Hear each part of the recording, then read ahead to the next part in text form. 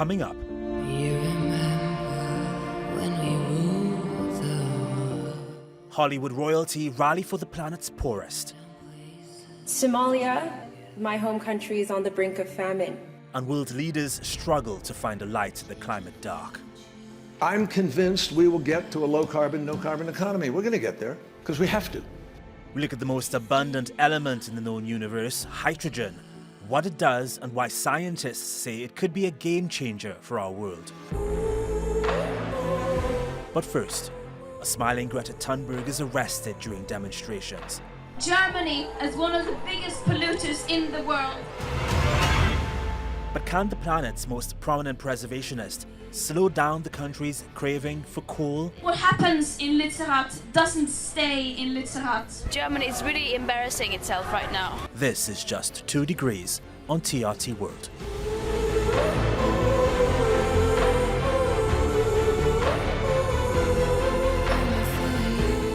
I'm Reagan. Welcome to the program.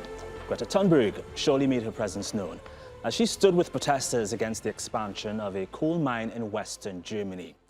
Climate activists have camped out in Lützerath for the past 2 years, holding off the bulldozers that wish to make room for the growing open-air pit. But it seems it was all for nothing, as the mine, which is run by energy company RWE, has continued to creep outwards. Protesters say expansion in the area, where tens of thousands of residents have already been displaced, is hypocritical considering Germany's climate promises and responsibilities. The government says it's more complicated than that, as the war in Ukraine creates an energy deficiency. Well, 2 of RWE's coal-fired power stations were meant to be decommissioned last year, but they've been allowed to continue operations until 2024. Here's Greta's take. How is this possible? In the year 2023, how can we still be continuing down this path that we know leads us nowhere? How is that possible? We continue expanding, we continue destroying our natural habitats, and we continue to discriminate and oppress people. That the German governments are making deals and compromises with fossil fuel companies such as the RWE is shameful. Well, after her arrest, Greta tweeted that she and other protesters were kettled by police, detained and then released the same day. She added that, quote, climate protection is not a crime. And NASA climate activist Putte says it's, quote, time for many more of us to stand up and risk arrest for the sake of a livable planet. He ended by saying doing so, quote, will turn the tide. But not everyone was sympathetic to Greta and the protesters' cause. Take a look at this video posted on social media by journalist Danny Armstrong in Russia. He says the arrest was staged for the media and points out that Greta was laughing and joking with police. He adds that it's a, quote, timely reminder that the Greta Thunberg project is a well-coordinated, well-funded climate change grift. Well, Danny then dropped another tweet saying, you seem pretty okay here, Greta. Not much kettling going on at all. Almost as if the whole thing was staged for clout. Misleading your millions of followers is not a crime either, but it's not exactly very honest. Moving on, atmospheric levels of carbon dioxide, methane, nitrous oxide are so prevalent in the atmosphere, it's highly unlikely that global ambitions to limit warming to 1.5 degrees Celsius will be achieved. That's according to the World Economic Forum, which has made a list of pressing issues facing the planet. Climate and environmental risks are right on top. The report says within the next 2 years, natural disasters and extreme weather events rank second as a global risk. A failure to mitigate the climate crisis is fourth, large-scale environmental damage incidents 6th. A failure of climate crisis adaptation 7th, and a natural resource crises is ranked 9th. But based on our current trajectory, environmental issues will become more serious concerns within the next 10 years. Our failure to mitigate the climate crisis is notably pushed up to first position and primary concern. It's followed by a failure to adapt to the climate crisis and natural disasters and extreme weather events, all of which have moved up to the top 3 spots. Biodiversity loss and ecosystem collapse comes in 4th, joining the top 10 from the 18th spot. Natural resource crises moves up from the 9th to 6th. And large-scale environmental damage is the only global risk to have fallen as an environmental concern, shifting from 6th to 10th place. I have said this before, but I say it again. I'm convinced we will get to a low carbon, no carbon economy. We're going to get there because we have to. I am not convinced we're going to get there in time to do what the scientists said, which is avoid the worst consequences of the crisis. And those worst consequences are going to affect millions of people all around the world. Hydrogen, it is the most abundant element in the universe. It's a powerful, clean source of energy. But unlike coal or oil, it's not just lying around in the ground waiting to be dug up. Pure hydrogen gas needs to be produced, separated from other elements, and that process takes energy of its own. At the moment, most of that energy is still generated using fossil fuels. But scientists are making progress towards truly clean hydrogen. Dominic takes a look at the element that the energy sector is calling a game changer. For those who remember their chemistry, this element sits at the top of the periodic table. Hydrogen is one of the most abundant components in the universe. It can even be found in neighboring planets and stars. The gas is always found bound with other elements like oxygen to create water. And when separated from water through electrolysis, hydrogen can be used as fuel. But not all hydrogens are created equal. It's considered green when the power used to convert the water into hydrogen fuel comes from clean energy sources like wind or solar. There are also other colors, including blue and turquoise, each with their own unique production process. Blue is always presented as a transitional approach until green hydrogen output can be scaled up, while turquoise is referred to as a low-carbon hydrogen and only available on a small scale. Last year, hydrogen was used to power the first electrical heavy goods vehicle in the UK. The company, Teva, says the fuel system it installed on the truck extended its range to 500 kilometers. But it's not just on the ground that hydrogen is making a difference. It's increasingly being used in the drone sector because it offers significantly longer flight times. Greener flights also look set to take off in Scandinavia. Norway aims to make all short-haul commercial flights electric by 2040. Although renewable clean hydrogen is not yet competitive, the US and the European Union say it contributes to climate neutrality. But we are a long way from this technology becoming mainstream. Current methods of hydrogen extraction are the most harmful for the environment. Grey hydrogen comes from coal or natural gas, making it the dirtiest to produce. But at the moment, this is currently a dominant technology, accounting around 96% of hydrogen production. Dominic Brano-Mondi, Just 2 Degrees. Vande Putte is an energy expert at Greenpeace. He's here to help us understand hydrogen and how it can positively affect our lives and the environment. And Jan joins me from Leuven, Belgium. Jan, it's good seeing you. Give us a base of understanding here. What is hydrogen's effect on us? And how does it exactly affect the human body? Well, hydrogen as such is a very natural product, and it's very, very neutral, but you have to produce it first, and that requires a lot of energy. So to have pure hydrogen, you need a lot of electricity, and you need a big machine, an electrolyzer, to produce that hydrogen. And that requires electricity, preferably from renewable sources.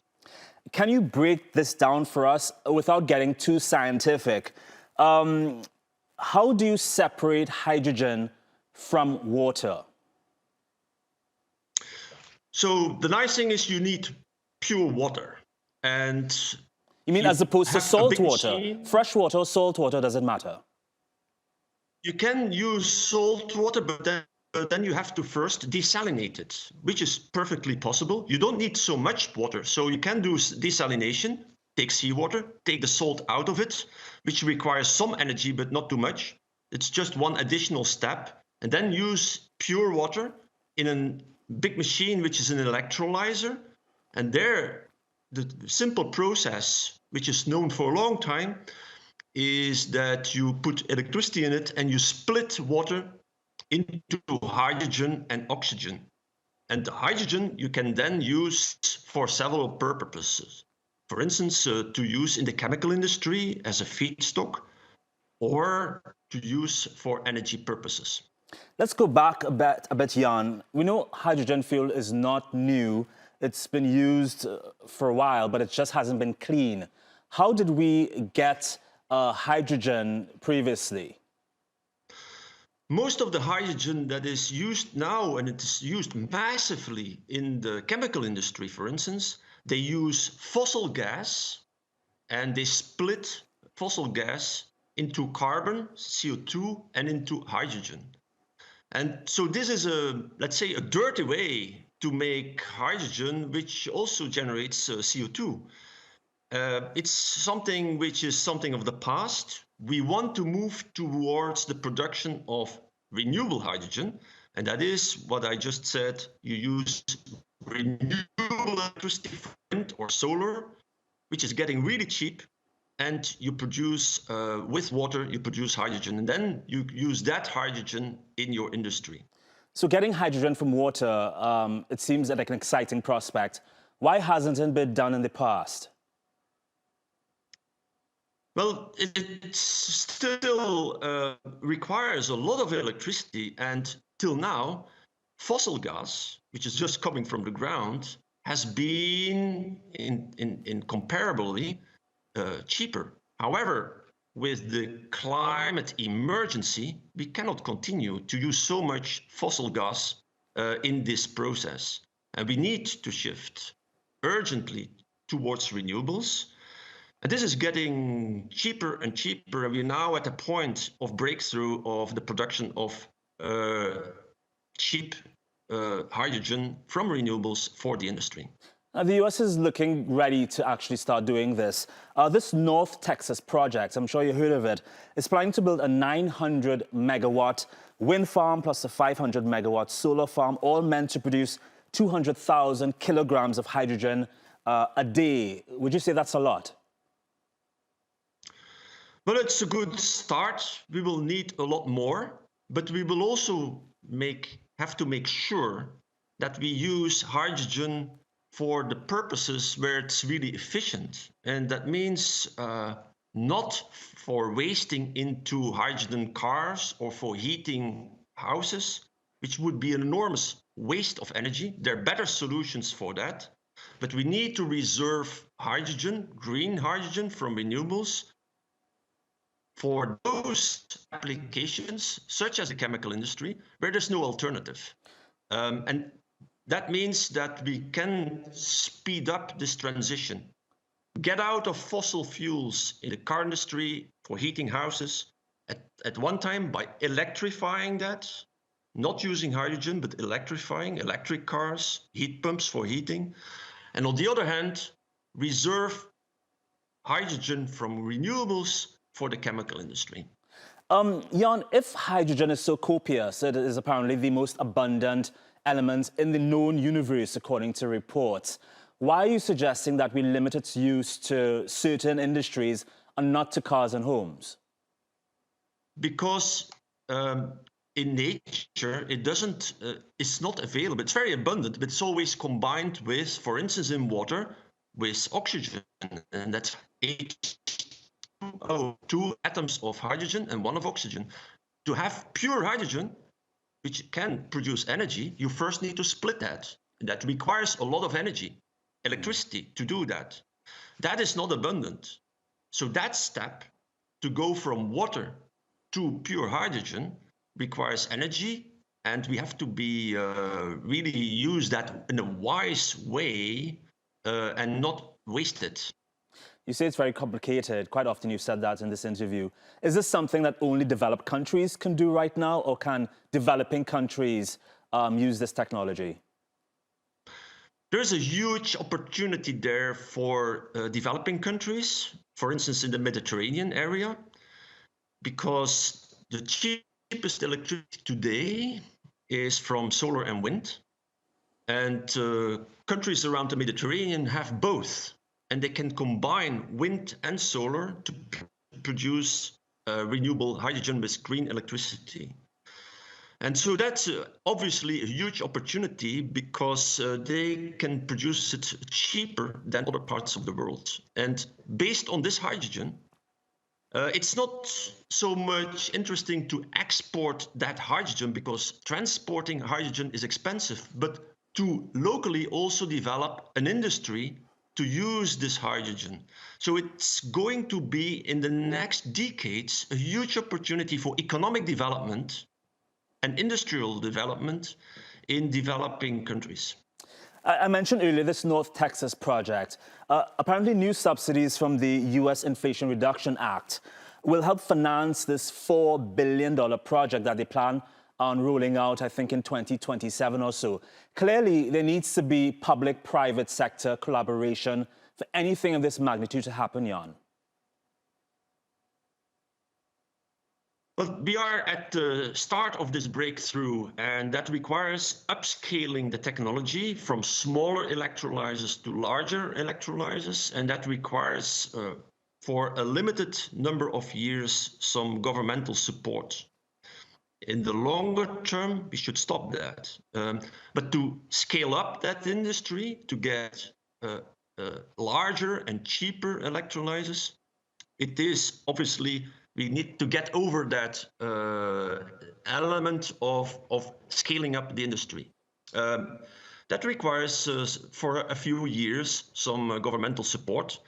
But the most important thing there is that the hydrogen we produce there is not used for wasting it in inefficient applications like hydrogen cars or heating of houses. Interesting. Such a fascinating topic, this hydrogen fuel issue. Jan Vande, Putte, thank you so much for your time. We appreciate it. You're appearing here on Just 2 Degrees. Thank you. You're welcome. Well, still in the US, which is going back and forth over the idea to end the use of gas stoves. In response to the Biden administration's suggested proposal to ban all natural gas stoves in households, commercial kitchens, I have taped myself to the stove and I will stay taped to this stove until the idea is completely eliminated from everybody's minds. I'll be here. Well, that was restaurant owner and TV personality Andrew Gruel. He taped himself to a stove in protest of the proposed ban. While other people participated in a dangerous social media stunt by turning on their burners and letting the gas run. This pushback all started when Consumer Product Safety Commissioner Richard Trunker Jr. referred to gas stoves as a, quote, hidden hazard and said the agency was considering banning them because of their link to childhood asthma cases. President Joe Biden was quick to say he did not support the measure. Well, many studies have looked at the public and environmental costs of using these centuries-old devices. Climate campaigners argue that even when turned off, gas stoves leak pollutants like carbon monoxide, formaldehyde, and nitrogen dioxide. The British actor Idris Elba, best known for his work on TV shows like The Wire and Netflix's Luther, is hoping his celebrity can influence positive change for the environment. He and his wife, both of whom are UN Goodwill ambassadors, were in Davos, Switzerland for the World Economic Forum. They called on wealthy countries to help small farmers in places like Sudan and Haiti and to pick up the pace in implementing solutions to the climate crisis.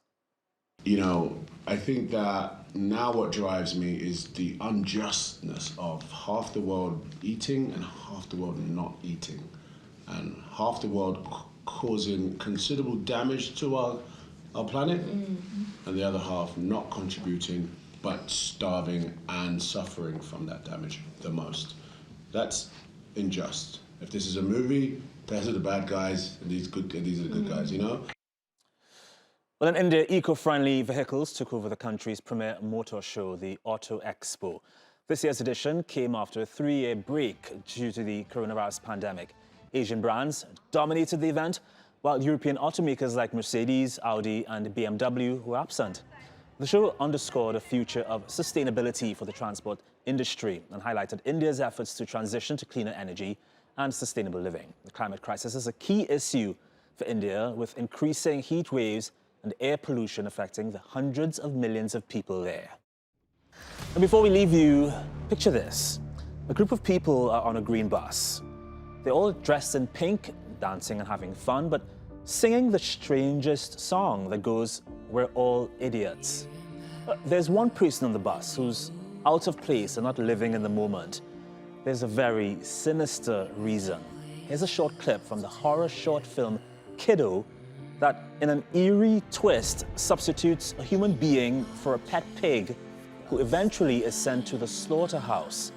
The film was written and directed by Brett Chapman.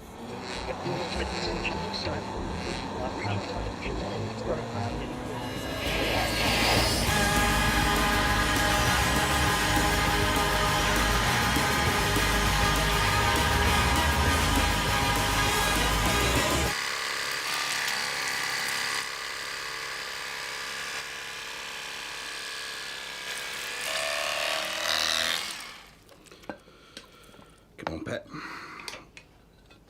You can have some. I don't want any.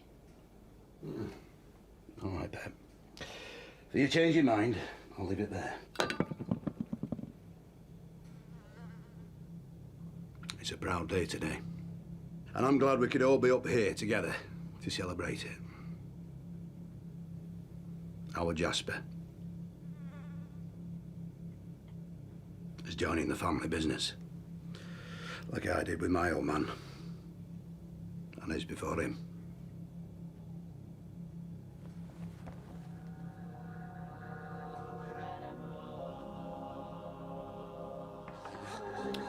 Right, let's not stand on ceremony. Let's get stuck in.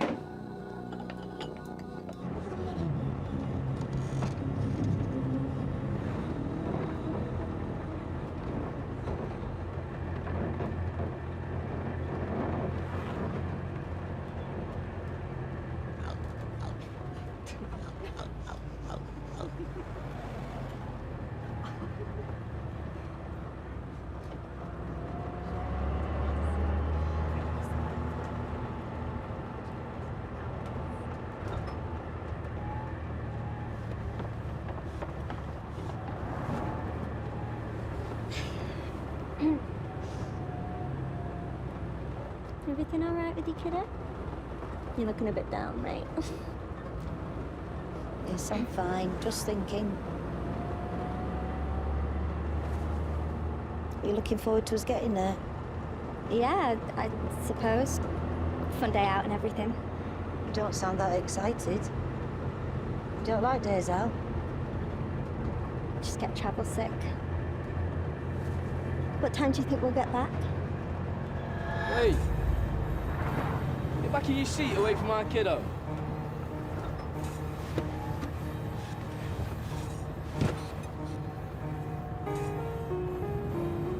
Jasper, leave her. I was just trying to... One of them. Don't forget.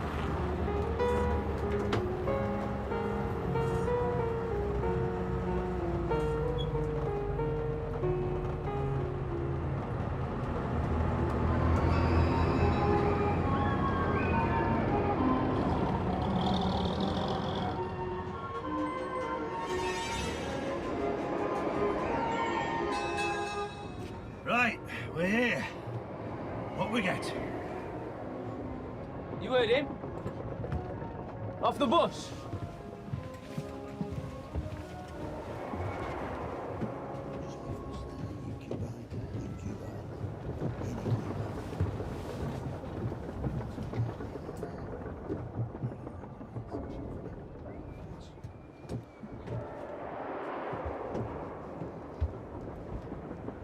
Stay here.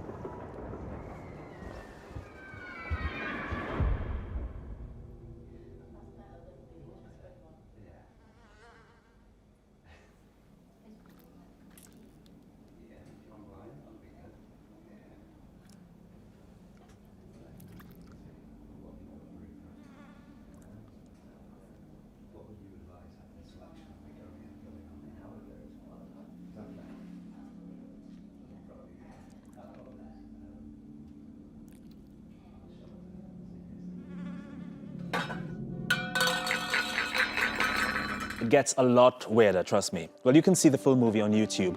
Just search for horror short film Kiddo. Just 2 Degrees is also on YouTube. You can see past episodes there. I'm Reagan. Until next time, bye.